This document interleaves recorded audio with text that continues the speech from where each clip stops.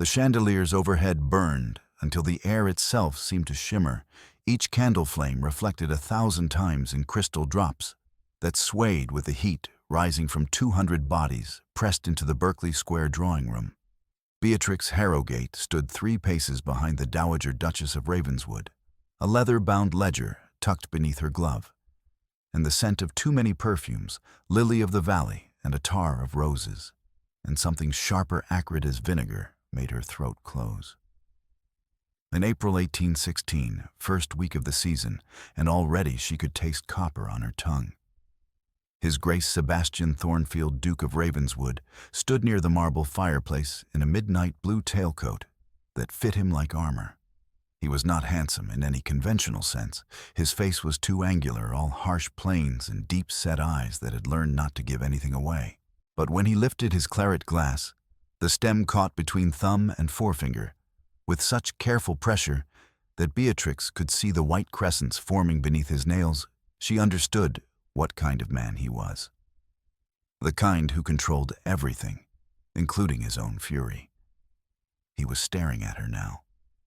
Not through her, at her, with the focused attention of someone calculating worth down to the penny. "I can hire 50 like you." His voice carried without effort, trained to command across battlefields and ballrooms alike. The room inhaled as one. Fans stopped mid-flutter. A teacup clinked against a saucer somewhere to Beatrix's left, the dowager's hand unsteady for the first time in 6 months. Beatrix felt heat crawl up from her collarbone, spreading across her throat like a rash. Not shame. Something hotter, cleaner. Rage that tasted of metal and clarity. She had spent half a year moving through this house, like furniture absorbing slights, with the practiced invisibility of someone who understood that survival often looked like silence. But this was different. This was a man who thought power gave him the right to reduce her to an entry in a ledger, and she had already spent too many years on her knees. She set the ledger on the nearest silver tray. The sound it made, landing a soft thud leather on polished metal, echoed in the sudden quiet. Then she curtsied. Low enough to satisfy propriety, controlled enough to communicate exactly what she thought of it. When she straightened, her spine was a rod of steel wrapped in ruby silk. "Do it, Your Grace?" Her voice cut through the silence like a blade through water, clean, sharp, final. She turned and walked toward the double doors. The titled women parted before her, their silk sleeves brushing hers with whispers that sounded like accusations. She kept her eyes fixed on the doorway, as if it were a life raft in a drowning sea, kept her breathing shallow, and even kept her hands loose at her sides, even though every instinct screamed to clench them into fists. Behind her, the sharp ring of crystal striking crystal, his signet ring against his glass once. "Miss Harrowgate." His voice had changed, gone rough at the edges, scraped raw. She did not turn. The door closed behind her with a finality that felt like a coffin lid sealing, and the season, that great churning, relentless mill of gossip and ruin, began to grind. Morning arrived, wrapped in the kind of soft light that lied about the day ahead. The Dowager Duchess's morning room was all pale yellow silk and gilt frames, but it felt like a courtroom. Beatrix stood near the window, where she could watch the street below a fishmonger's cart, rattling past the wheels, grinding over cobblestones with a sound like bones breaking, and kept her hands folded so tightly her knuckles ached. The dowager sat in a high-backed chair upholstered in rose damask that had faded to the color of old blood. Her silver hair was arranged in perfect curls, but there were lines around her mouth that Beatrix had not noticed before, deep grooves carved by years of holding her face just so. "You were employed to soothe." The dowager's voice could have pruned dead flowers, not to ignite fires. Beatrix watched the fishmonger disappear around the corner.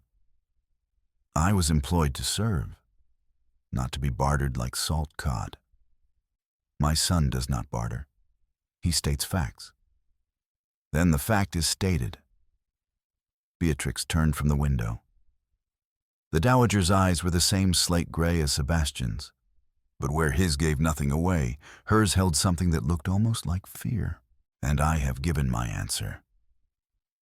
The teacup came down hard enough, the tea sloshed over the rim, staining the white saucer brown. "You walked away from a duke, in front of half the ton. Do you comprehend?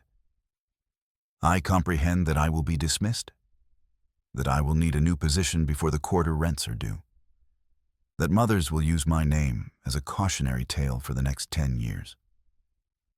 Beatrix's voice remained level, each word measured out like coins. "I comprehend all of it. I chose it anyway. Why? Because I am not livestock." Silence stretched between them, taut as a wire drawn so tight it hummed. Then the dowager reached for a letter on the side table. Her hand trembled just once, just enough, and something in Beatrix's chest loosened slightly. Even duchesses, it seemed, were human. "Read this." Beatrix crossed the Aubusson carpet and took the paper. The handwriting was blunt, each letter formed with the efficiency of someone who had better things to do than waste ink.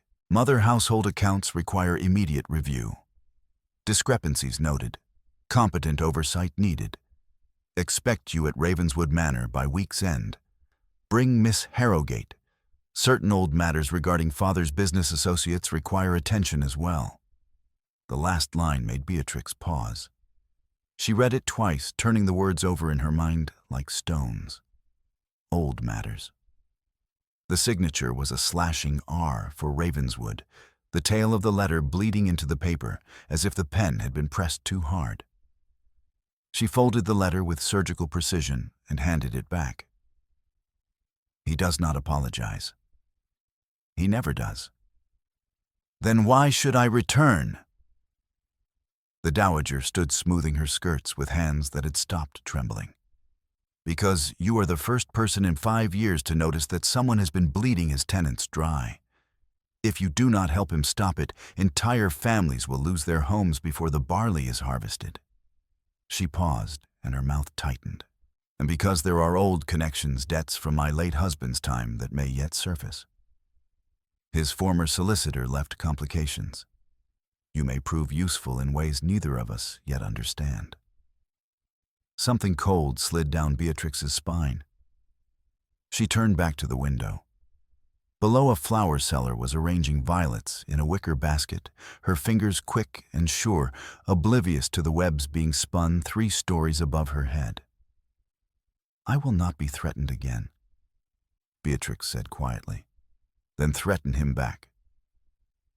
The dowager's mouth curved into something too sharp to be called a smile. "You have my permission." Ravenswood Manor rose from the Hampshire countryside, like a promise or a threat Beatrix could not yet tell which. 3rd week of April, and the journey from London had taken 6 hours in the dowager's carriage every mile, marked by the rhythmic creak of springs and the smell of leather warmed by sun. The main house was pale stone that glowed amber in the afternoon light, with tall windows that reflected clouds and grounds that rolled away toward distant woods in waves of green so bright it hurt to look at them. She descended onto the gravel drive, with a single trunk and a spine made of pure stubbornness. The entrance hall was all marble and soaring space, with a grand staircase that curved upward like a question waiting to be answered. Sebastian stood at the foot of the stairs, and he was not blocking her path so much as occupying it so completely that there was no path left. He wore no coat, only shirt sleeves, and a black waistcoat that made his shoulders look broader than any amount of tailoring should manage. His cravat was tied with brutal simplicity, and his dark hair fell across his forehead as if he had been running his hands through it. There was ink on his right thumb. "Miss Harrowgate." His voice was flat, scrubbed of inflection. Beatrix stopped 3 paces away and began removing her gloves 1 finger at a time, with the deliberate slowness of someone who would not be hurried by dukes or death.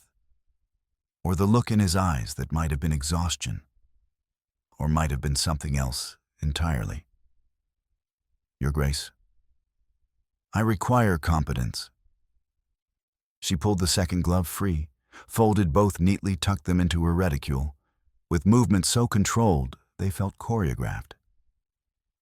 Then hire one of your 50. Something flickered across his face too fast to name gone, before she could be certain she had seen it. His jaw worked once the muscle beneath his left eye twitching.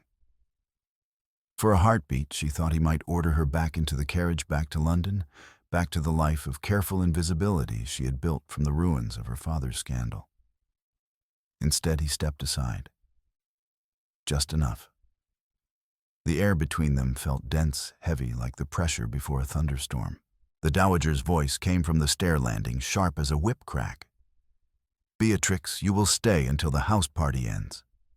Sebastian's civility costs nothing and buys much. Beatrix climbed the stairs without another word, her footsteps echoing on marble that was cold, even through her slippers. She did not look back, but she could feel his gaze following her, like a hand pressed between her shoulder blades, and the weight of it did not lift, even after she turned the corner and the hallway swallowed her whole.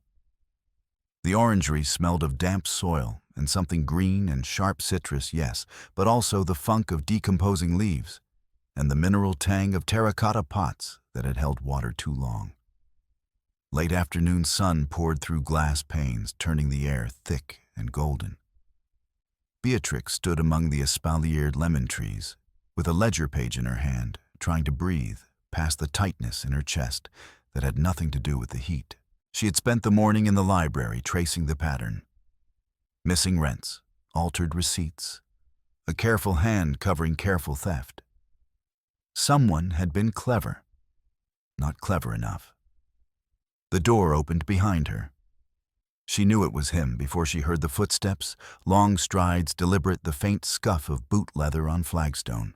He stopped close enough that she could feel the heat coming off him, close enough that the scent of him sandalwood and something darker leather maybe.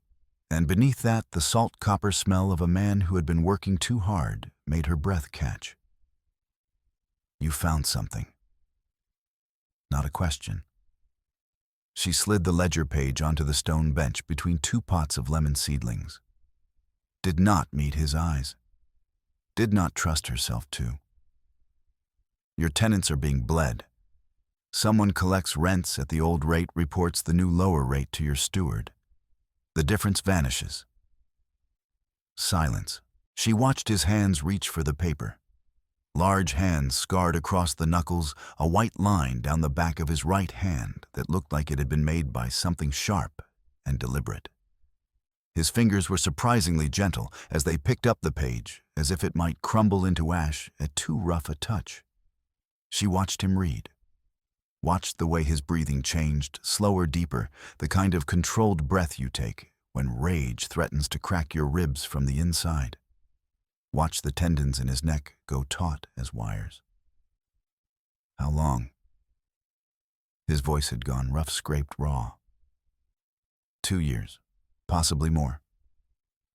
The paper trembled once in his grip. He set it down, pressed his palm flat against it, as if he could hold the truth there, pin it like a butterfly to a board. You found this in 3 days. I was looking. Your steward was not. Or he was compensated for his blindness. The ugliness of it hung between them. Sebastian lifted his gaze, and for the first time she saw past the careful control saw fury. Yes, but also something that looked like betrayal, and beneath that, a weariness so profound it made her ribs ache just witnessing it. Double your wages, he said. I do not want your money. What do you want? The question landed like a stone dropped into still water. Beatrix turned away, gripped the edge of the stone bench until the rough surface bit into her palms. What did she want? Safety that did not depend on the whims of others. Respect that was not contingent on her silence. A life that belonged to her and no one else. To finish this work, she said slowly, testing each word before releasing it, and leave with my dignity intact. You already have your dignity. He stepped closer. The air thickened. You took it with you when you walked out of my mother's drawing room and left half the ton with their mouths hanging open. She turned on him. You humiliated me in front of everyone who matters. And you answered with the one thing I have not heard in years. He moved closer still, and his eyes gray. Yes, but not cold. Never cold, just careful, so careful held hers. Refusal. Do you know how rare that is? Do you have any idea? Then cherish the novelty and let me go. No. The word was soft, implacable, final. Something twisted in Beatrix's chest, not quite pain, not quite longing, something in the dangerous space between. She pulled in a breath, forced her voice steady. Why? Because you see past the title. Because you tell me the truth. He stopped, and the words seemed to cost him something. And because I cannot lose my tenants to a thief who will bleed them until there is nothing left but bones and debt. Beatrix stared at his back as he turned away at the rigid line of his shoulders. This was not the arrogant Duke from Berkeley Square. This was a man caught in a trap of his own inheritance, and she somehow impossibly had just become his only way out. The realization should have terrified her. Instead, the ground shifted beneath her feet. Not collapse, but the dangerous thrill of solid earth giving way to something vast and unknown. A fortnight later, early May 1816, when the gardens had exploded into bloom and the air smelled of apple blossom and rain, the music room glowed with candlelight. Beatrix sat on a settee, sorting invitations for the house party, the dowager across from her with her embroidery hoop. It was a scene of perfect domestic tranquility, except for the fact that Lady Honoria Wycliffe had just walked through the door.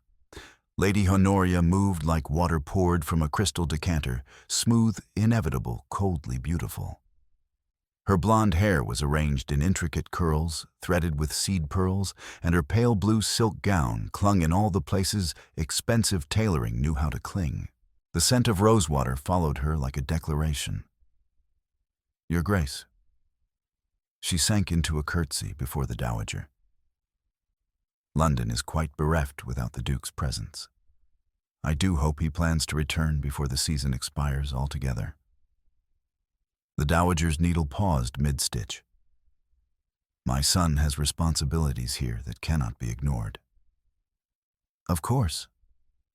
Honoria's smile could have cut glass if glass had feelings. Though I confess, I had rather hoped he might escort me to the Countess of Wexford's ball. It would be such a comfort to have a familiar face. Her gaze slid to Beatrix, lingered just long enough to assess and dismiss. And who is this Miss Harrowgate? My companion. How charming. Honoria sat beside Beatrix without invitation, her silk skirts rustling with the dry whisper of snakes through dead leaves. Tell me, Miss Harrowgate, do you find the country very tedious after London? Beatrix met her gaze with practiced calm. I find the country refreshingly honest. Honoria's smile sharpened. Honest. What an interesting word choice. Is it? Most people would say quiet or restful, but honest suggests you have recently encountered its opposite. The dowager cleared her throat, a warning shot across the bow.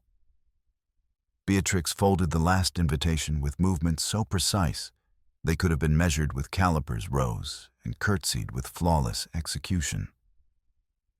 If you will excuse me, Your Grace, I have correspondence to attend to. She walked out before the venom could spread further. The corridor beyond was dim, lit by wall sconces that cast shadows that moved when she did following her, like judgments. She leaned against the paneling, pressed her palm to her ribs, concentrated on breathing.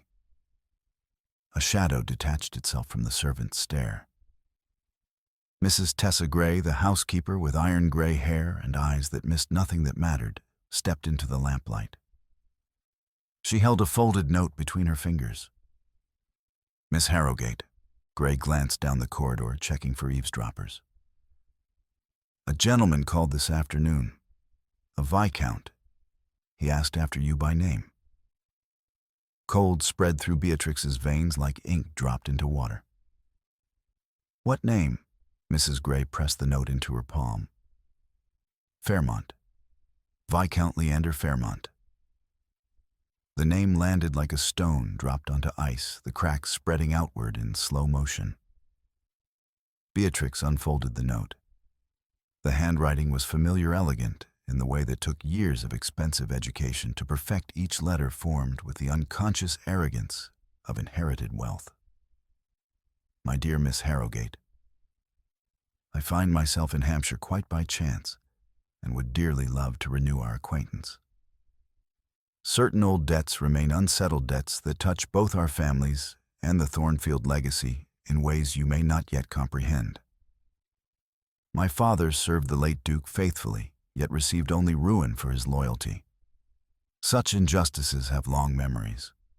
Your devoted servant, Fairmont. The paper crumpled in her fist. Mrs. Gray's hand touched her elbow, steadying her. Shall I tell His Grace?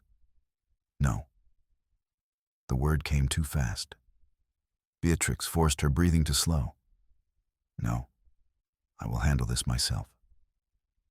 But even as she said it, she could feel the net tightening, invisible threads pulled taut by hands she could not see closing around her throat. The library at Ravenswood was Sebastian's domain. Dark wood and leather-bound volumes, the smell of old paper and ink, and something musty mold may be growing in the corners where sunlight never reached. Mid-May now, and she found him there at his desk, ledgers spread before him like topographical maps of some conquered territory. Rain lashed the windows in steady sheets, turning the afternoon gray and close. She knocked once. He looked up, and there were shadows under his eyes that had not been there a week ago. Come in. Close the door. She obeyed, and her pulse quickened, not with fear, but with the dangerous awareness of what it meant, an unmarried woman, alone with a man, often a duke even in his own house, even with rain as witness. But propriety had become a luxury she could no longer afford. She crossed to the desk, stood with her hands folded. Sebastian leaned back in his chair, and the leather creaked. I dismissed the steward this morning. Beatrix blinked. Already? He confessed within the hour. Apparently a viscount offered him £500 to alter the accounts and look the other way. His mouth twisted. He saw no harm in it. I am rich enough not to miss a few £100 skimmed from tenant rents. What difference does it make if a few families lose their leases? He paused. Fairmont. The room tilted. Beatrix gripped the edge of the desk, and the wood was smooth and cool beneath her palms. You know him. I know of him. You knew him. Not a question. She forced herself to meet his gaze. Before my father's scandal, he offered marriage. Then he discovered my father had debts, and the scandal was about to break, and suddenly the offer was rescinded, very politely, with apologies. And now he is here, asking after you, paying my steward to steal from my tenants. Sebastian stood, and the movement was slow, deliberate, as if he were giving her time to flee. He rounded the desk and stopped close enough that she had to tilt her head back to hold his gaze close enough that she could see the faint scar along his jaw and the way his pupils had dilated. What does he want? I do not know. Do not lie to me. I am not lying. Her voice cracked. I do not know what he wants, but nothing good has ever followed Leander Fairmont's arrival. He is... She stopped searching for words. He is like rust. He finds weaknesses and spreads until the whole structure collapses.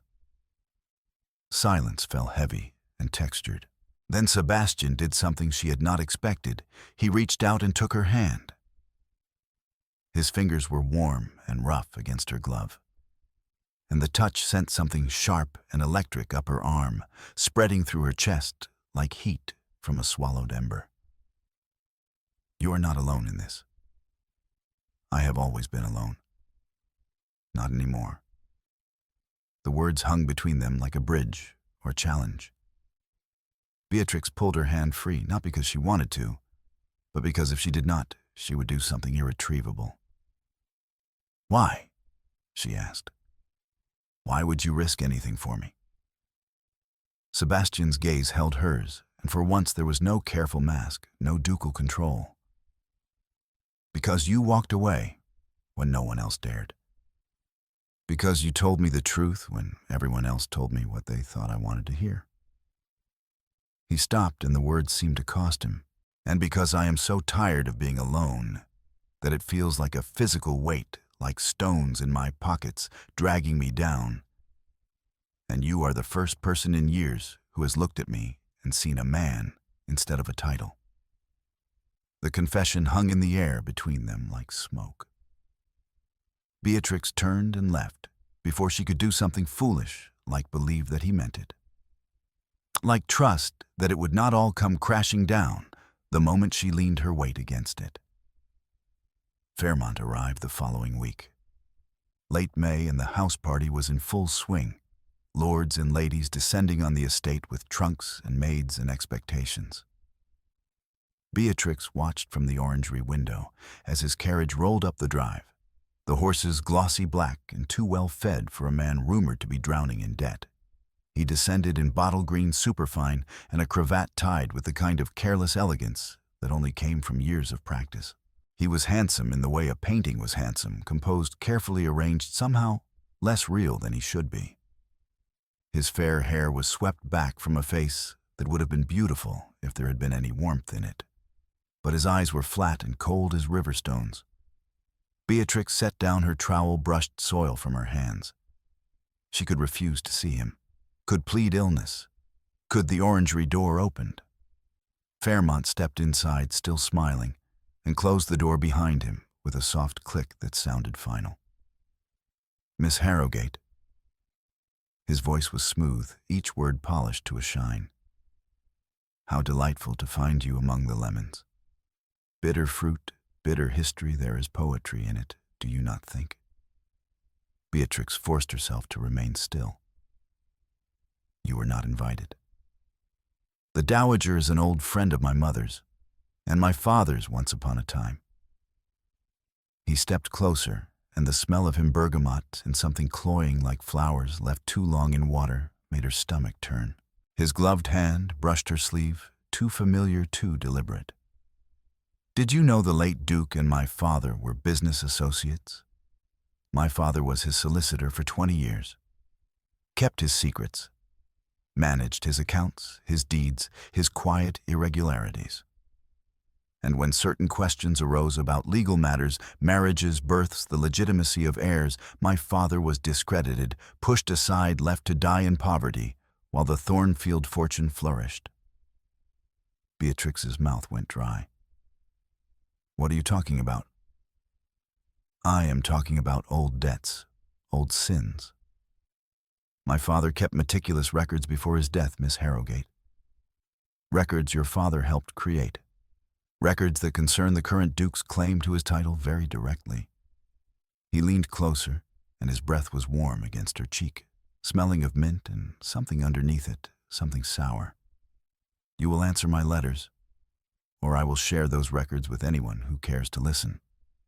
You have no such records, do I not? His smile went cold, and for the first time she saw the desperation beneath the cracks in the polished surface, the hungry despair of a man clinging to wreckage. My father died broken and poor. Your family helped break him. The Thornfields helped break him, and I mean to collect what is owed. He walked out, leaving the door open behind him. Beatrix stood frozen among the lemon trees, and her hands would not stop shaking. She did not see Sebastian in the corridor beyond, one hand braced against the wall, his knuckles white and his jaw set in a line that promised violence. The house party unfolded with the inexorable momentum of a carriage with cut brakes. End of May, and lords and ladies promenaded through gardens, attended musicales, played endless games of whist, while the servants moved through the rooms like ghosts, refilling glasses and pretending not to hear anything that mattered. But Fairmont's presence was poison seeping through the floorboards. On the third day, Lady Caroline Ashford, the young widow, who had been the closest thing Beatrix had to a friend among the guests, turned her back in the morning room without a word. Beatrix stood frozen with her teacup halfway to her lips, while the other women watched with the avid interest of spectators at a hanging. That evening, a note appeared under her door. One down. How many friends can you afford to lose? No signature. None needed. The next morning, Sebastian received word that Lord Pemberton, a political ally, whose support he needed for critical votes in Commons, had withdrawn his backing. No explanation given. But Beatrix had seen Pemberton deep in conversation with Fairmont the night before, their heads bent together, Fairmont's mouth moving with the precision of a surgeon making incisions. The net was tightening, measurably, visibly, and there was nothing she could do but watch. It was during an afternoon walk that Sebastian's niece appeared. Clara was 7 years old, all dark hair and solemn gray eyes, and she collided with Beatrix's skirts with the thoughtless velocity of childhood. Steady now. Beatrix crouched down, smoothing the child's wind-tangled hair back from her flushed face. Where are you off to in such a rush? Uncle Sebastian promised to show me the new foals in the stables. Clara's words tumbled over each other. But nurse says I must wait until after tea, and that is forever away. Then you must practice patience. Promises kept are worth the waiting. Clara leaned in close, dropping her voice to a theatrical whisper. Do you like my uncle? Heat flooded Beatrix's throat, spreading across her cheeks. That is a very improper question, Lady Clara. But do you?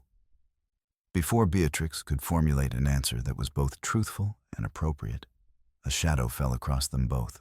She looked up to find Fairmont standing on the gravel path, his hands clasped behind his back, his gaze fixed on Clara with an intensity that raised goosebumps along Beatrix's arms, despite the warm afternoon. What a charming child. His voice was light conversational, edged with something she could not name. She has the family eyes, does she not? The late Duke's eyes. Bloodlines are such curious things. So easy to trace when one knows where to look. So difficult to hide when there are even the smallest irregularities. Sebastian appeared so quickly, Beatrix had not seen him approach. He placed himself between Fairmont and Clara, and his body was a wall solid, immovable, radiating a carefully controlled menace that made the air between them feel electric. You will mind your tongue in my house. Of course, Your Grace. I meant no offense.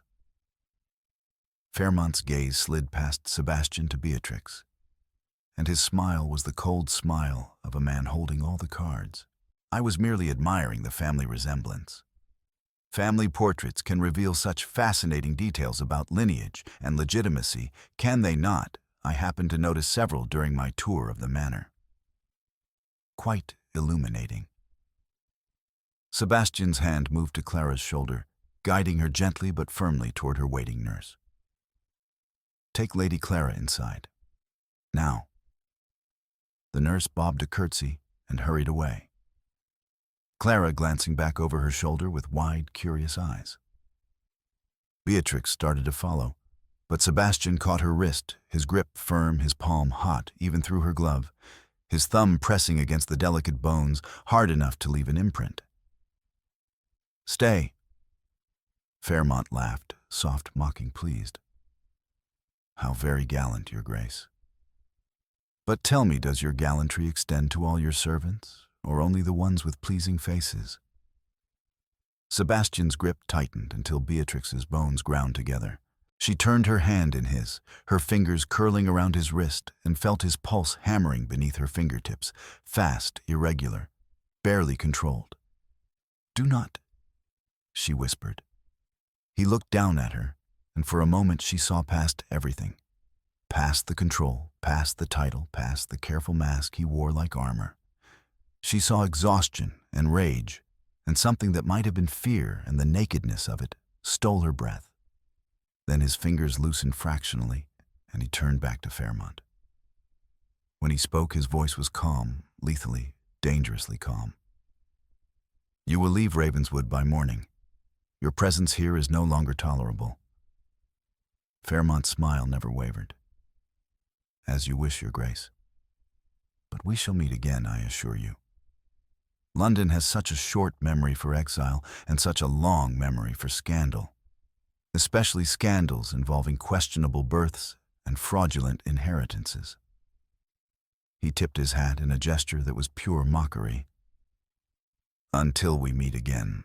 He walked away whistling some popular tune from the opera, bright and cheerful and utterly incongruous.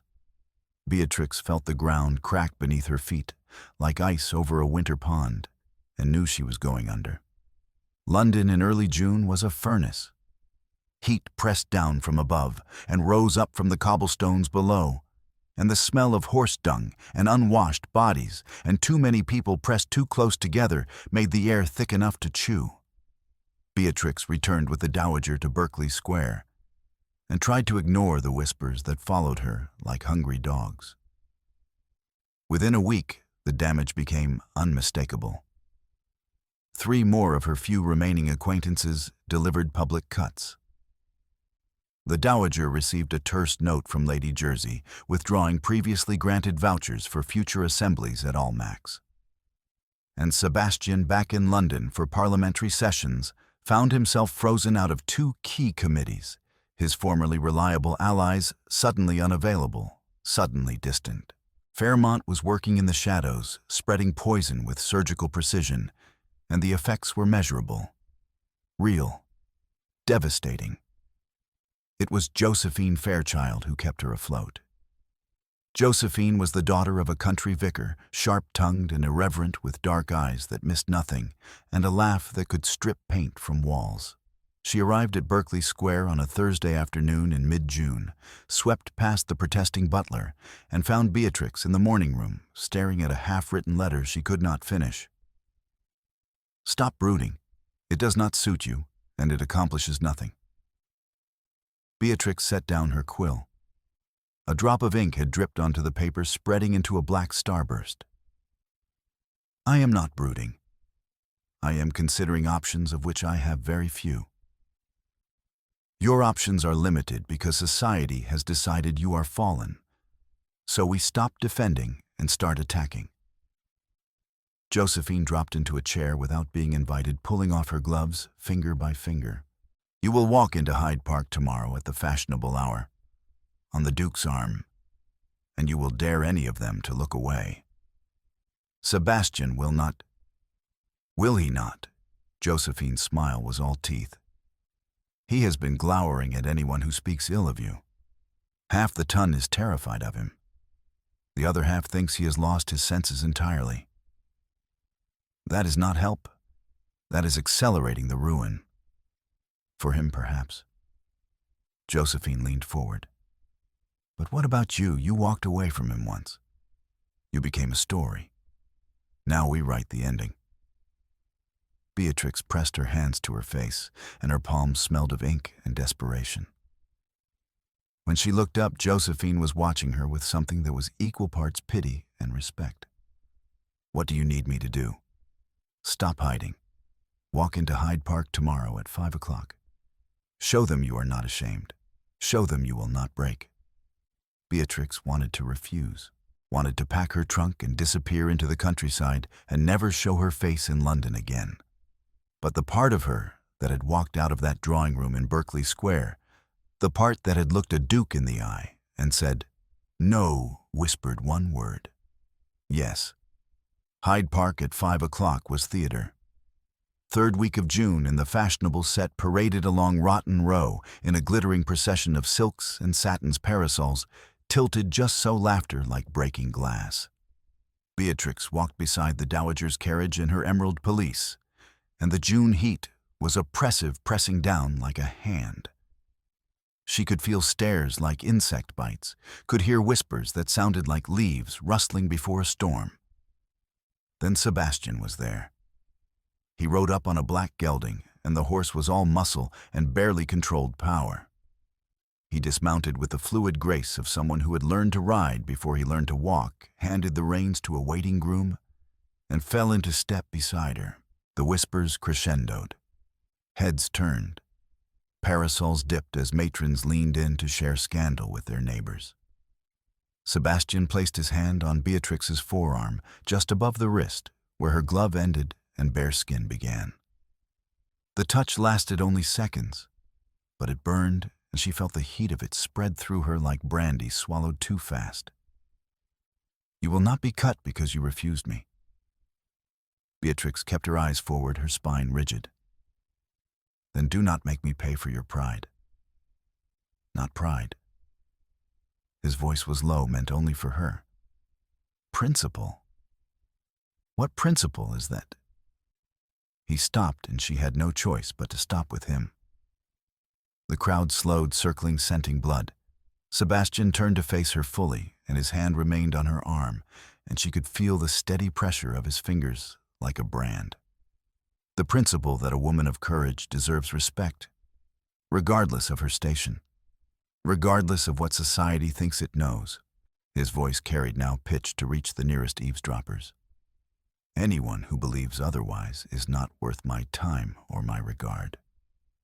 The words landed like stones thrown into water ripples, spreading outward in widening circles. Beatrix felt something twist beneath her ribs, not embarrassment, but something fiercer, something that made her breath catch and her skin prickle with a dangerous awareness. She should have pulled away, should have curtsied demurely and withdrawn, should have saved them both from the scandal that was surely coming. Instead, she lifted her chin. "Thank you, Your Grace. But I have never required your protection." "I know."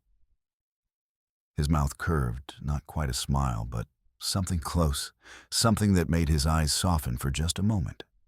"That is precisely why I am offering it." He released her arm, bowed with a kind of formal precision that made the gesture both public and unmistakable, and walked back to his waiting horse. The crowd parted in silence, shocked into stillness, and Beatrix stood rooted to the gravel path, her heart beating so hard she could hear it in her ears. Behind her, Josephine's voice floated through the hush, bright with barely suppressed laughter. "Well, I suppose that qualifies as a grand gesture." 2 days later, last week of June 1816, they stood at the entrance to Almack's. The assembly rooms loomed before them like a temple, and the patronesses were its high priestesses, gatekeepers to the marriage-mart arbiters of social death or resurrection. Lady Jersey stood at the door in diamonds that could have ransomed a small country. Her lorgnette raised her expression carved from ice. Behind her, the ballroom glittered and hummed with music and gossip, and the rustle of silk against silk. "Miss Harrowgate." Lady Jersey's voice carried across the entrance hall. "My lady, I am afraid there has been an error. Your name is not on tonight's approved list." The words fell like a judge's gavel. Final. Irrevocable. The dowager went rigid beside her. Beatrix felt eyes on her, so many eyes that all of them hungry, and across the entrance hall she caught a glimpse of Fairmont in the shadows, his mouth curved in triumph, and beside him Lady Honoria Wycliffe, her expression one of satisfied vindication. Beatrix curtsied, low-controlled, giving them nothing. "I understand, my lady. Thank you for your time." She turned to leave, her legs moving with mechanical precision, her vision narrowing to a tunnel with a door at the end of it. The only escape. The only exit. "Then I shall not enter either." Sebastian's voice cut through the murmur like a knife through silk. Clean, sharp, final. Beatrix spun. He stood at the top of the entrance stairs, framed by candlelight that turned his midnight blue coat to liquid shadow. He descended slowly, deliberately, each step echoing on marble, and the crowd parted before him like water before a ship's prow. He reached Beatrix and placed his hand on her forearm, his fingers pressing just above her wrist, and the touch was scandalous too, intimate, too public, too much. And she felt the heat of it spread through her like wildfire, catching dry tinder. "Your Grace," Lady Jersey said, alarm creeping into her voice. "Surely you do not mean to—" "I mean precisely what I say." Sebastian's gaze never left Beatrix's face, and in his eyes she saw something reckless, something unguarded, something that looked like the moment before someone jumped from a great height, with no certainty of landing safely. "If Miss Harrowgate is not welcome at Almack's, then neither am I." The room inhaled as one. Beatrix tried to pull away, but his grip was firm. "Do not do this. Do not make me your cross to bear." "You are not a cross." His voice was low, rough, meant only for her, and the intimacy of it sent shivers down her spine. "You are the first honest thing I have encountered in years, and I will not let them make you pay for my failures. This is not about your failures. This is about mine. Then we will fail together." He turned them both toward the door and walked out of Almack's as if he had just burned down the building and was surveying the ruins with satisfaction. The crowd watched in stunned silence, and Beatrix, caught somewhere between fury and something that felt dangerously like hope, let herself be led into the night. Outside, the air was cooler, softer, carrying the smell of rain that had not yet fallen.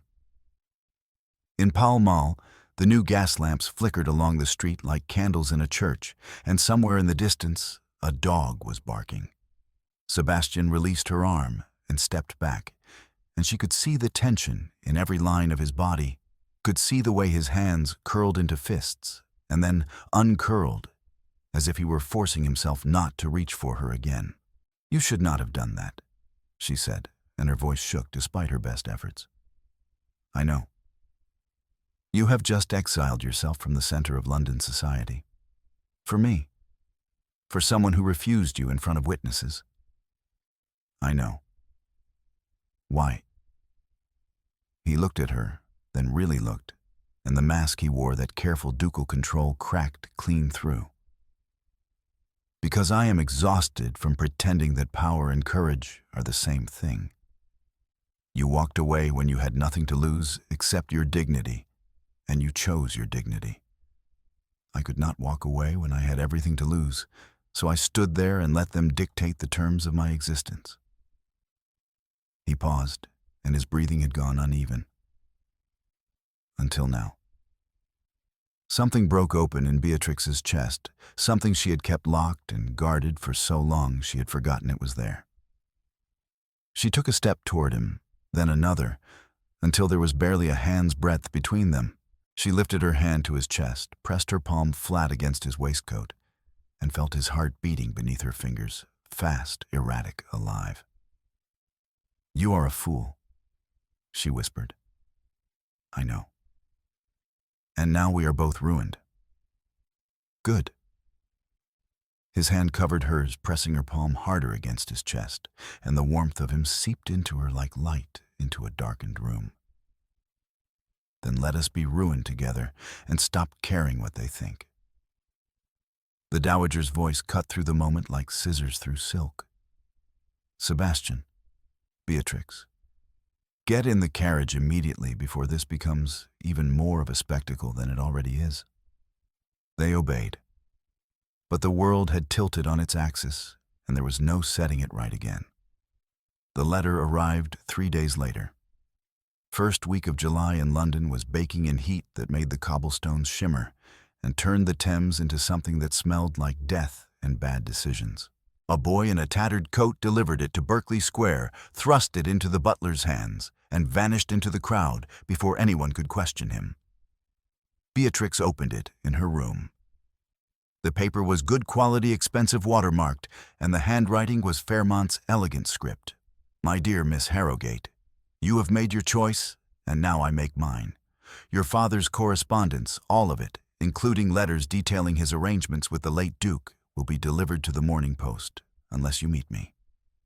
Brighton, the Crown Inn, 3 days hence. Come alone, or every secret your father kept, every sin the Thornfield family buried, will be laid bare for all the world to read. Your devoted servant, Fairmont." There was a second sheet folded beneath the first. She opened it with fingers that had gone numb. It was a copy of a parish register entry, the ink faded, but still legible, dated 1783. 2 names, Edward Thornfield, Duke of Ravenswood, and Margaret Wells, widow, recording a marriage. But the late Duke had married the current dowager in 1782. Beatrix's vision narrowed to a pinpoint. If this document was genuine, if the late Duke had married Margaret Wells while still married to the dowager, then the Duke had been a bigamist. And if he had been a bigamist, then Sebastian, born of the second marriage, was illegitimate. And if Sebastian was illegitimate, his title was void, his guardianship of Clara was contestable, and the entire Ravenswood estate could be thrown into chancery for years while lawyers grew fat picking over the bones. She sat down hard on the edge of her bed, the mattress creaking beneath her. Her hands were shaking. The room felt too small, too hot, the walls pressing in. She burned the letters in her fireplace, watching the paper curl and blacken, watching the words disappear into ash and smoke. Then she packed a small valise with her most practical gown, her warmest pelisse, and enough money for the mail coach fare to Brighton. She would go. She would face Fairmont. She would do it alone, because the alternative, dragging Sebastian into this trap, watching him lose everything because of her, was unthinkable. She left before dawn, when the house was still sleeping, and the streets were empty, except for the night soil collectors and the prostitutes stumbling home. She did not leave a note. She could not risk Sebastian following her, and she knew with absolute certainty that he would follow if he knew. What she did not know was that Sebastian's housekeeper was more loyal to him than to any promise of secrecy, and that within 2 hours of Beatrix's departure, a rider was galloping toward Brighton on the fastest horse in the Duke's stable. Brighton in July smelled of salt and rotting seaweed and possibility. The wind off the channel was cold despite the summer heat whipping Beatrix's pelisse around her legs as she descended from the mail coach. The Crown Inn was a squat building near the Stein, its windows glowing warm in the gray afternoon, its sign creaking on rusted hinges. She stepped inside. The common room smelled of tobacco smoke and spilled ale and too many bodies in too small a space. She asked for the private parlor, and the innkeeper, a woman with suspicious eyes and flour on her apron, pointed toward a narrow staircase without a word. Fairmont was waiting in a room overlooking the sea.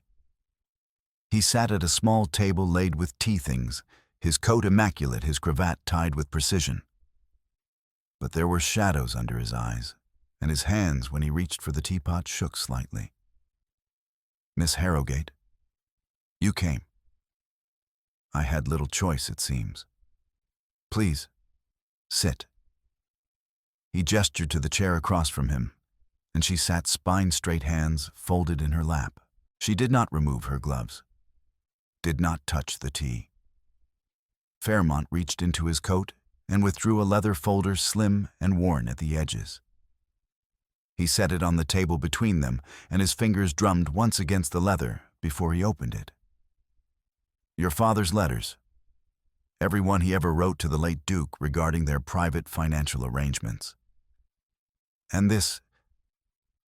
He pulled out a second document, yellowed with age, the edges brittle. "This is my father's letter to the late Duke, written 3 months before his death." He unfolded it carefully, as if it might crumble into dust, and began to read aloud.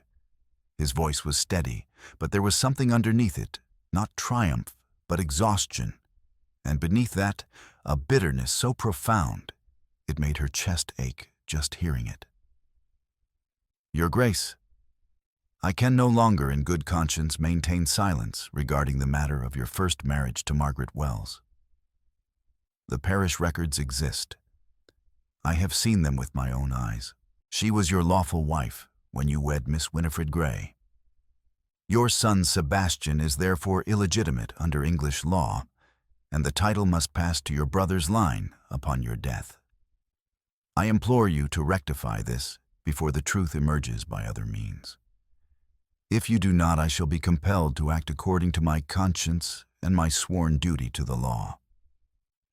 Fairmont set the letter down carefully, as if it were something precious and fragile. My father sent this letter. 3 months later, he was dead, dismissed, discredited, stripped of his practice and his reputation. Your father, Miss Harrowgate, was instrumental in that destruction. He helped the late Duke fabricate charges of embezzlement against my father. He helped bury the truth.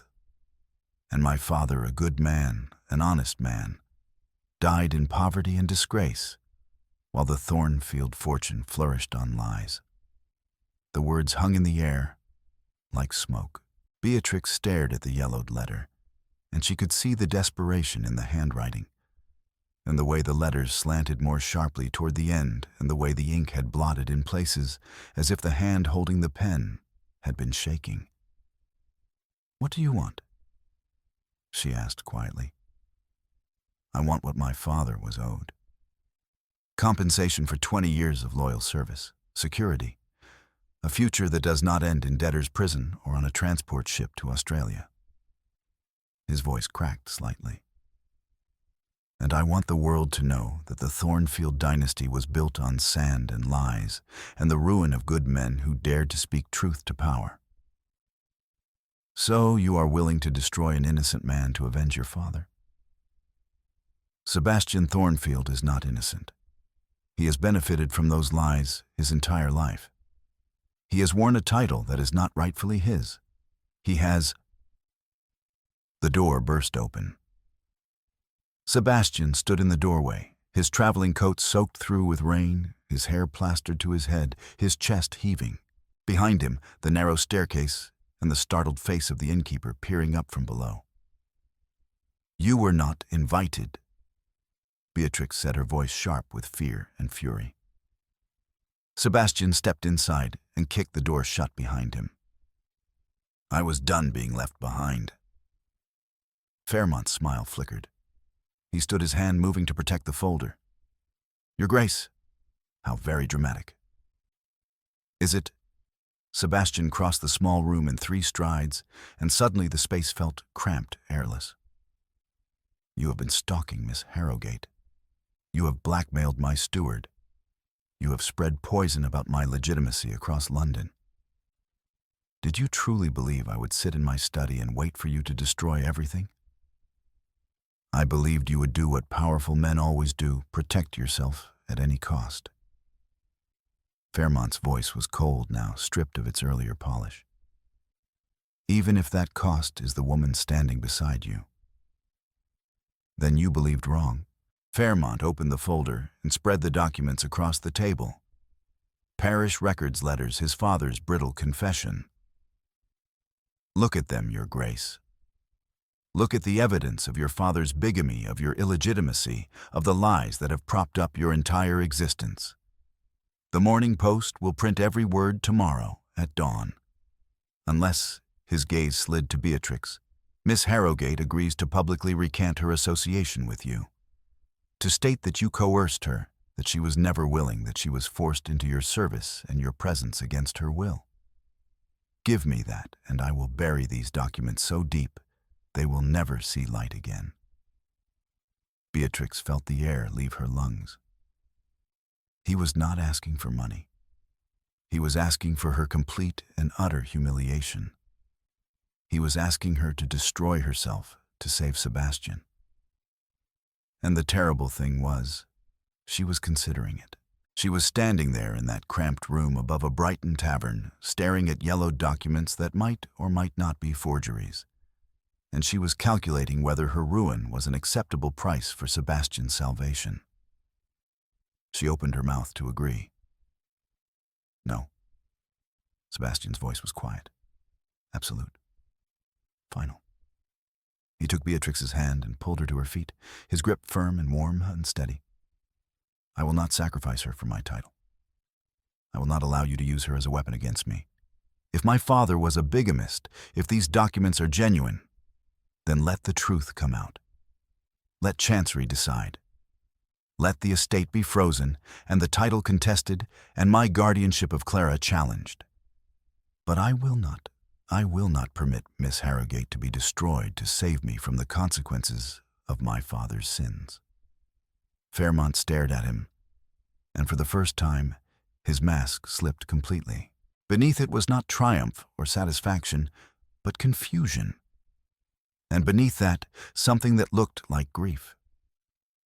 You would give up everything for her. I would give up everything rather than become the kind of man who sacrifices the innocent to protect his own power. Sebastian's voice was steady, but his hand tightened around Beatrix's fingers. That is the difference between you and me, Fairmont.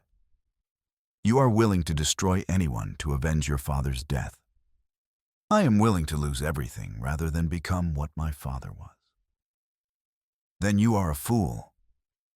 Fairmont's voice was thick with something that might have been tears or might have been rage. And tomorrow all of London will know it. He gathered the documents with shaking hands and shoved them back into the folder. Then he fled, his footsteps echoing on the narrow stairs, and the inn door slammed shut behind him with a sound like a coffin lid closing. Silence filled the small room. Rain lashed against the windows, and somewhere below, someone was singing a bawdy tavern song, cheerful and utterly incongruous. Beatrix sank back into the chair, her legs suddenly unable to hold her weight. Sebastian knelt beside her, his hands covering hers, and when she looked at him, she saw fear, naked, unhidden fear in his eyes. You should not have done that, she whispered. I know. You should have let me agree. You should have saved yourself. I would rather lose my title than lose you. His voice cracked. I would rather be nobody than become the kind of man who bargains with human lives to protect his inheritance. A sob caught in Beatrix's throat, half laugh, half something else entirely. She reached up and cupped his face in her hands, and his skin was cold and damp from the rain, and his eyes were so dark they looked black in the dim light. Then we fight him, she said. Together. We find a way to prove those documents are forged, or we find evidence of an annulment, or something. But we do it together.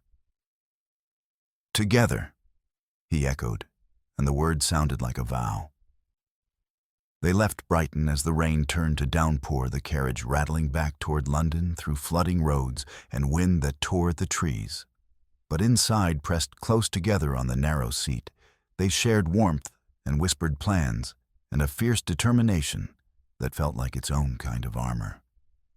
The following weeks were a blur of strategy and desperation. Mid-July 1816, and Sebastian hired Mr. Yale Ward, a solicitor with a reputation for ruthlessness and a mind like a steel trap. Ward worked with the single-minded focus of a man who genuinely enjoyed destroying lies, and within a fortnight he had traced the parish records to their source. The first marriage had happened. Margaret Wells had been real. The late Duke had married her in 1783. But there was more. Ward kept digging, kept following threads through dusty church archives and moldering records in solicitors' offices that smelled of mold and despair.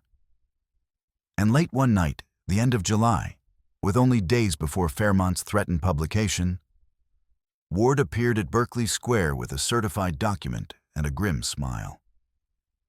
There was an annulment, he said, spreading the paper on Sebastian's desk. October 1783. The marriage between Edward Thornfield and Margaret Wells was annulled on grounds of non-consummation and mutual consent. The late Duke was meticulous. He filed copies with 3 separate registries to ensure there could be no question. Margaret Wells died 6 months later. Your father married your mother a year after the annulment was finalized. You are legitimate, Your Grace. The title is secure. Beatrix felt her knees buckle. She grabbed the edge of the desk, and the wood was cool and solid beneath her palms. Sebastian was staring at the document, as if he expected it to vanish, his mouth open, his breathing shallow and quick. "Why did no one know?" he asked finally. "Because your father wanted it buried. The first marriage was a mistake, a youthful folly perhaps, or something more complicated. But he rectified it through legal channels, paid handsomely to ensure the annulment was processed quickly and quietly, and then he buried every trace of it." Ward paused. Except Samuel Fairmont knew. As the Duke's solicitor, he had access to all the records. And when he threatened to expose the first marriage without mentioning the annulment, your father had him dismissed to protect the family reputation. "So Fairmont's father was not destroyed for telling the truth," Beatrix said slowly. "He was destroyed for attempting extortion." "Precisely." Ward's smile was sharp. "And the son has inherited his father's methods along with his grievance." "Can we prove it?" Sebastian's voice was hoarse. "Can we prove that Samuel Fairmont was attempting extortion?" "We can do better than that." Ward pulled out a second document, a sworn affidavit. "The late Duke's valet is still alive. He remembers Samuel Fairmont's visits. He remembers the shouting, the threats, the demands for money to keep silent. He is willing to testify that Fairmont was blackmailing your father, not acting out of conscience. And with the annulment record as proof that your birth is legitimate, Fairmont's entire case collapses." Beatrix looked at Sebastian. He looked at her, and for the first time in weeks, she saw something other than fear in his eyes. She saw hope. "We need to move quickly," Ward said. "Fairmont plans to publish his accusations the day after tomorrow. We need to beat him to it." "How?" Beatrix asked. Ward's smile turned feral. "We give society a better story. We give them a hero and a villain, truth and lies, and we make sure they get the roles right. The Countess of Wexford's ball was the last great event of the season. Last day of July 1816, and all of London society would be there. Everyone who mattered, everyone who made or broke reputations, with a lifted eyebrow or a turned back.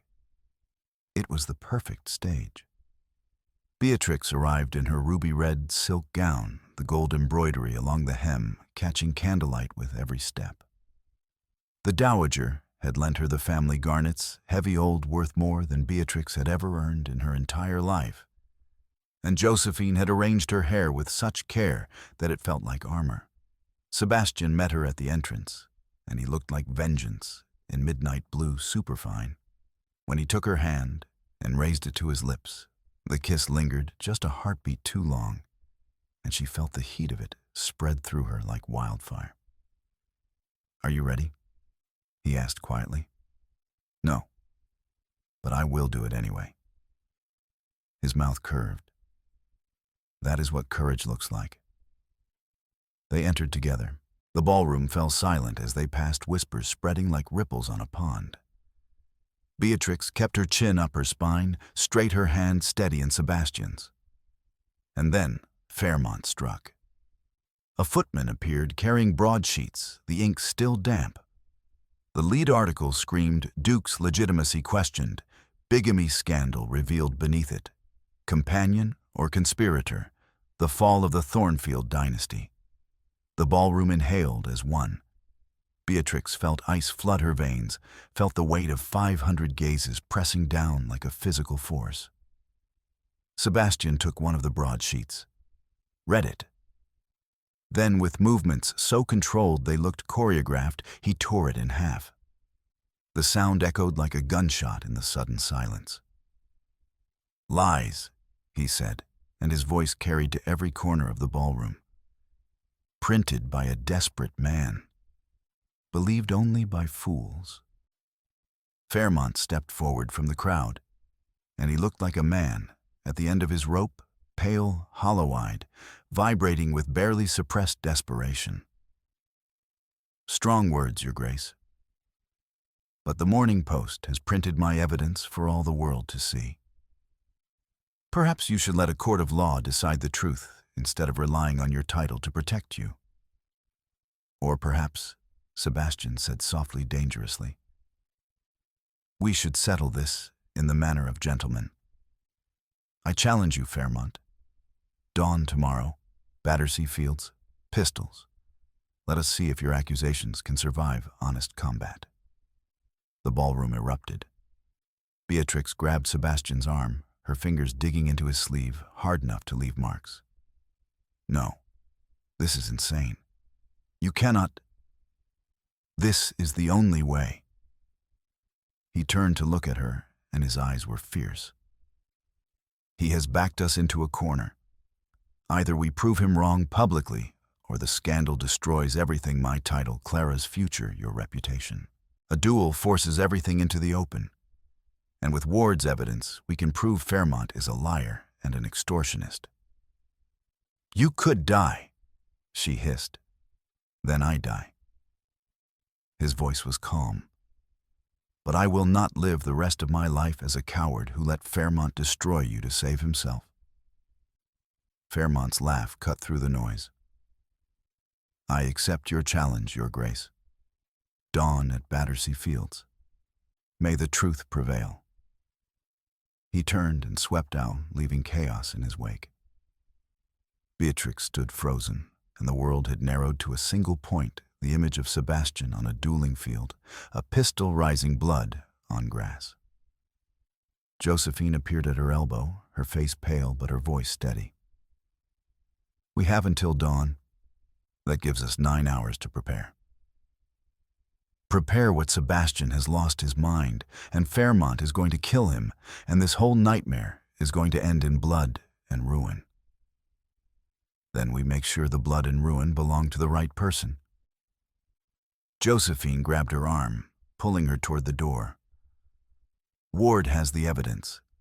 We just need to make sure it arrives at exactly the right moment. Come, we have work to do." They worked through the night in Ward's cramped offices near Lincoln's Inn Fields. Papers spread across every surface, candles burning down to nubs, the smell of hot wax and ink, and desperation thick in the air. Ward had assembled everything: the annulment record, the valet's affidavit testimony, from a Brighton clerk who had been offered money by Fairmont to forge additional parish records, a Bow Street officer willing to arrest Fairmont for attempted extortion. By the time the first gray light touched the sky, they were ready. The carriage ride to Battersea Fields was the longest journey of Beatrix's life. She sat across from Sebastian, watching him prepare, checking his pistol, loading the second one. As backup, his movements efficient and unhurried. He had done this before she realized. He had faced death before and survived, and now he was doing it again for her. "Sebastian," she said quietly. He looked up. "If this goes wrong, if he kills you, I will never forgive you." His mouth curved. "Then I shall endeavor not to die." Battersea Fields stretched flat and empty under a sky gone gray with dawn. The grass was heavy with dew that soaked through Beatrix's slippers in seconds, and the smell of the river mud and rot and salt was thick in the air. A cold wind cut across the open ground, carrying the promise of rain. Fairmont was already there, standing with his seconds at one end of the field. He looked haunted, his face gray, his hands shaking, his eyes hollow. This was not a man who wanted to kill. This was a man who saw no other way out. Sebastian removed his coat, handed it to his second, rolled his shirt sleeves back with precise, economical movements. The master of ceremonies, a retired general with a scar down one cheek, explained the rules in a voice that carried across the field. "Back to back. 10 paces at my count. Turn and fire at will. Any questions? None, Sebastian said. None, Fairmont echoed, but his voice cracked. They took their positions standing back to back in the center of the field. Beatrix could hear her own heartbeat, could hear the wind keening across the grass, could hear the distant cry of gulls from the river. 1. Sebastian took his first pace forward, his stride measured, unhurried. 2. Fairmont's steps were faster, jerky, his breathing visible in harsh gasps. 3.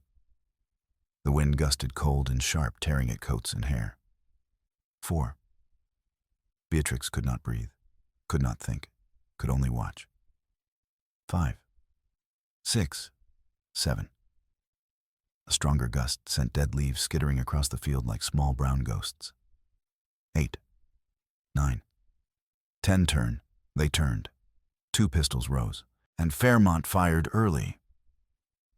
Before the general had given the signal, before Sebastian had completed his turn, Fairmont's pistol cracked like thunder. Beatrix screamed. Sebastian staggered, but the wind had caught Fairmont's arm at the crucial moment, shoving it off target. The ball whined past Sebastian's shoulder, close enough that his shirt rippled from the passage, close enough to kill if the wind had not intervened. Foul, Sebastian's second roared. He fired before the signal. But Fairmont was not finished. With shaking hands, he pulled a second pistol from his coat, a hidden weapon forbidden by every rule of honorable combat, and raised it toward Sebastian with desperation, twisting his features into something ugly and tragic. "If I cannot have justice," he gasped, "then at least I will have revenge for my father's death." Time slowed. Beatrix saw the pistol rise, saw Fairmont's finger tighten on the trigger, saw Sebastian standing frozen with his own weapon still unfired. She ran. Did not think, did not hesitate, just ran toward Sebastian, screaming his name. And the distraction was enough. Sebastian's gaze snapped to her. His body moved on pure instinct, diving to the side, just as Fairmont's second shot exploded across the field. The ball missed by inches, tearing through the space where Sebastian had stood a heartbeat earlier. And then Sebastian was on his feet, closing the distance between himself and Fairmont in 3 long strides.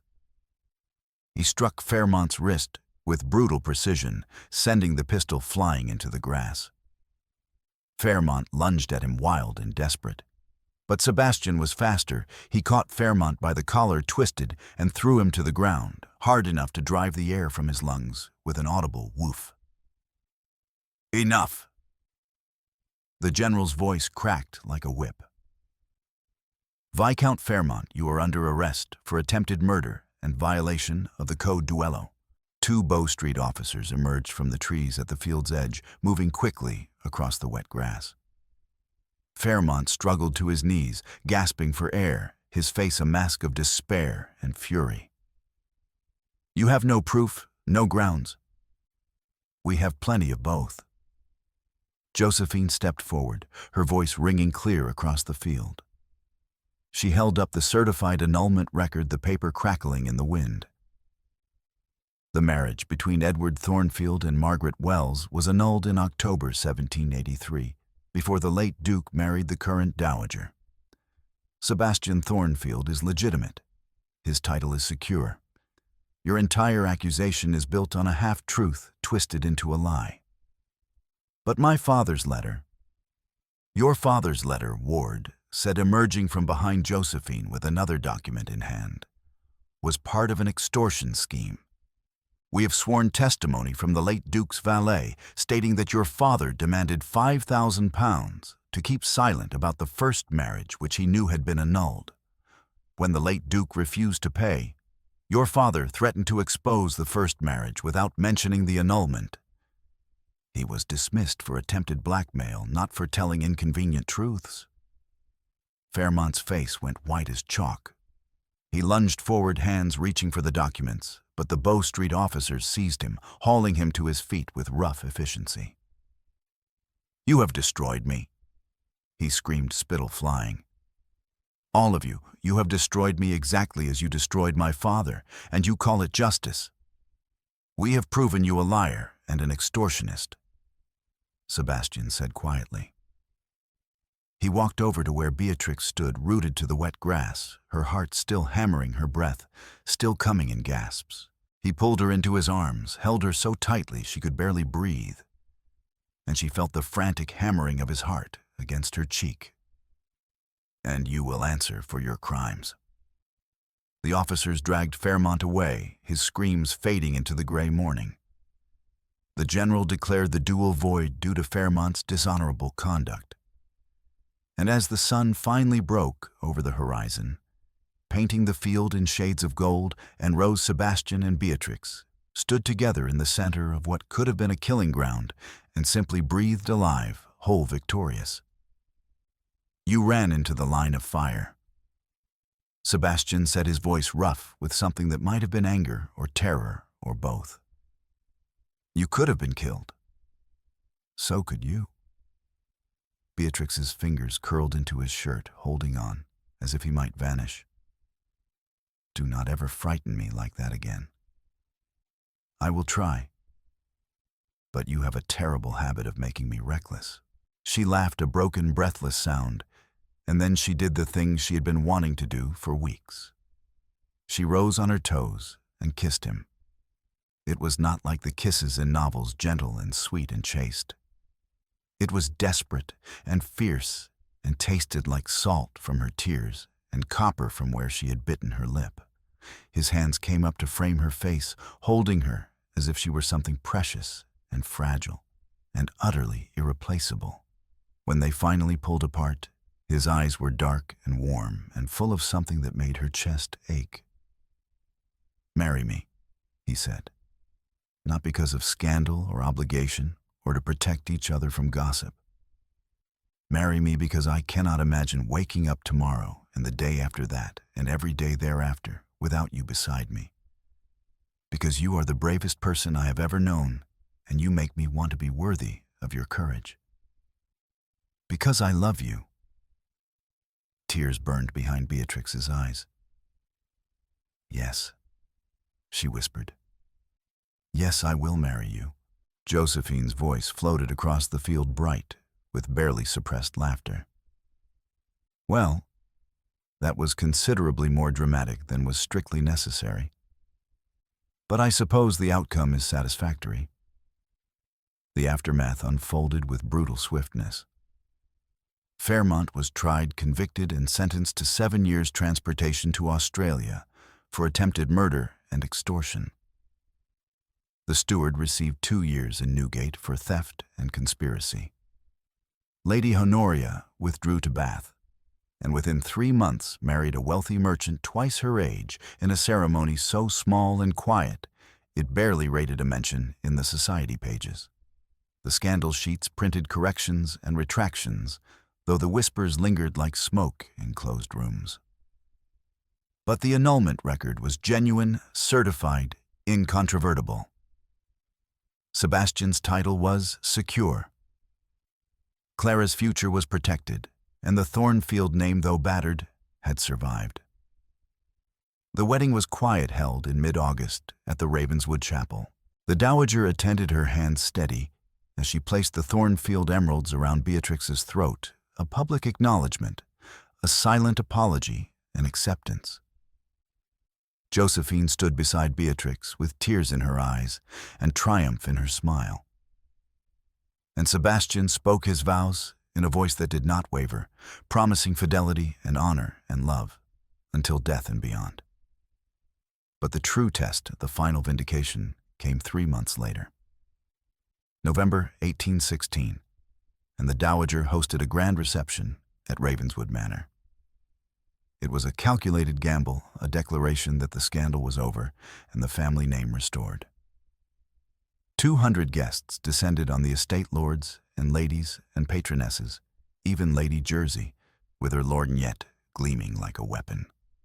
Beatrix stood in the entrance hall in midnight blue silk embroidered with silver thread, and Sebastian stood beside her in formal black, and they greeted each arrival with the calm assurance of people who had survived worse things than society's judgment. The evening unfolded with carefully orchestrated precision. Music and dancing and champagne conversations that sparkled with wit and malice in equal measure. And then, as the clock struck 10, the dowager stepped forward. The room fell silent. She stood in the center of the ballroom, her gray silk gown severe and elegant, her hands clasped before her, her expression clear and unguarded, for perhaps the first time in her adult life. "I owe an apology," she said, and her voice carried to every corner of the room, reaching every witness. "To Miss Harrowgate, to Beatrix, to my daughter." The room inhaled as one.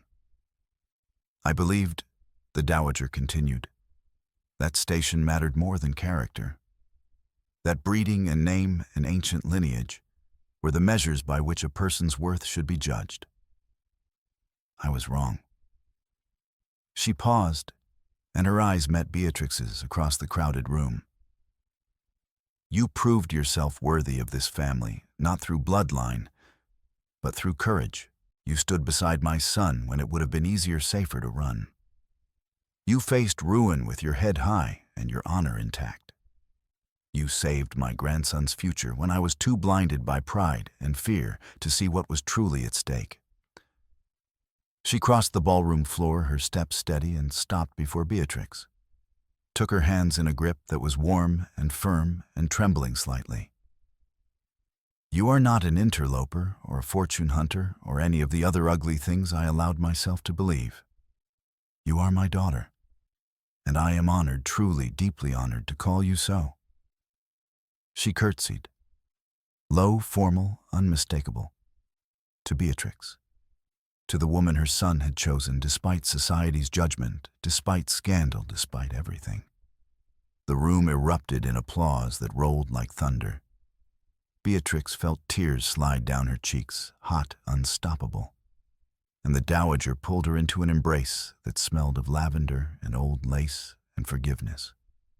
When they finally pulled apart, the dowager was smiling through her own tears. "Welcome home, my dear. Truly." The rest of the evening blurred into a haze of congratulations and champagne and music. But later, after the guests had departed and the candles had burned down to stubs, Beatrix slipped away to the orangery. It was quiet there, the air cool and damp, the lemon trees casting long shadows in the moonlight that poured through the glass panes. She stood among the terracotta pots and breathed in the smell of damp soil and citrus and memory. Sebastian found her there, as she had known he would. He crossed the flagstones silently and wrapped his arms around her from behind his chin, resting on her shoulder, his breath warm against her neck. "Tired?" he asked. "No. Just remembering." "Remembering what?" "The first time we stood here. You offered me double wages. I told you I did not want your money." He laughed softly. "You have never made anything easy for me. That is one of the things I love most about you." Beatrix turned in his arms, her hands coming up to frame his face. And through the glass walls, she could see the gardens sleeping under moonlight, could see the manor house with its lit windows, could see the world they had fought so hard to claim. "I love you," she said. "Even when you are reckless and stubborn and determined to get yourself killed defending my honor. Especially then, I hope." She rose on her toes and kissed him slowly this time, deeply, with all the love and gratitude and fierce joy she could not put into words. When they finally pulled apart, they simply stood there, foreheads touching, breathing together, sharing warmth in the November chill. A door opened somewhere in the distance. Laughter echoed from the ballroom where the servants were cleaning up, sweeping away the remnants of the evening's triumph. The world called them back to duty, to the endless demands of title and station and expectation. But for one more moment they stood together in the orangery, where everything had begun, where a duke had tried to dismiss a woman he barely knew, and she had walked away with her dignity intact, where he had confessed his loneliness, and she had begun slowly, painfully to trust. where two people caught in a trap of scandal and expectation had found something neither of them had been looking for. Partnership. The kind built not on convenience or obligation, but on choice, on courage, on the fierce determination to protect each other even when, especially when the world demanded otherwise.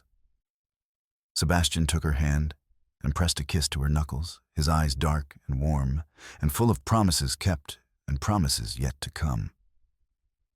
"Ready your haber, annasto consumari ready red?" he asked. "Always," she said. They walked back toward the house together, hand in hand, their shadows merging into one as they crossed the moonlit path. Behind them, the orangery doors swung shut with a soft click that sounded like the closing of one chapter and the opening of another. The scandal was over. The threats had been defeated. The enemies had been routed. And ahead of them stretched a future hard-won and fiercely protected, not perfect perhaps, but absolutely, irrevocably theirs.